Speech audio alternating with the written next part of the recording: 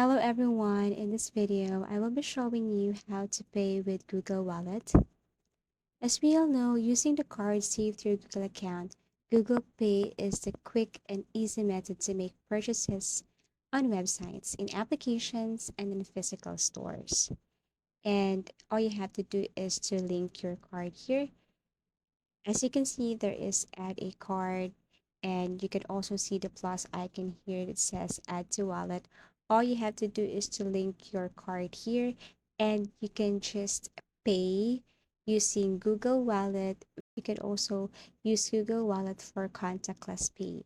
So I cannot show you here, but all you have to do is to link any of your cards. I mean, you can just link any of your cards here using Google Wallet, and you can pay wherever you are. Like this transit pass, loyalty card, and whatsoever. You can even purchase something on social media and pay it via Google Wallet. As easy as that.